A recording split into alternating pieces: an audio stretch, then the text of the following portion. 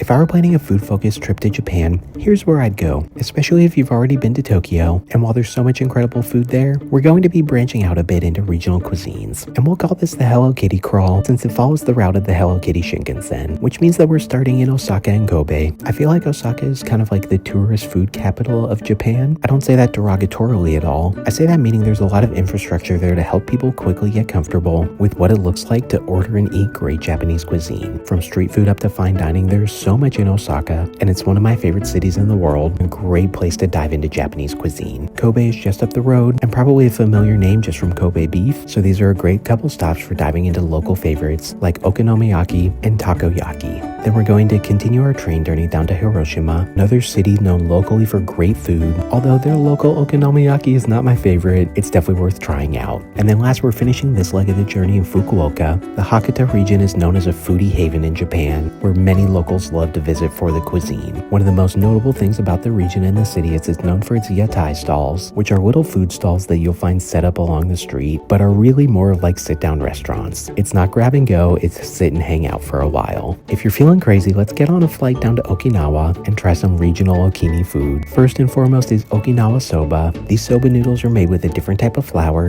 and is classically served with things like fish cakes and plenty of dried seaweed. Then find a spot on the beach to enjoy some musubi or onigiri and enjoy the absolute beauty of the island. If you still got time, we're gonna make one last jump, either by ferry or by plane down to Taipei, Taiwan. Armed with all of your newfound Japanese food knowledge, end your journey in Taipei, one of my favorite cities in the world, and see how some of the Japanese history of the island has blended with Chinese influence to experience one of the most underrated and my favorite cuisine scenes in the world. There's so many incredible foods to discover in Taiwan, and follow along for more of my foodie adventures.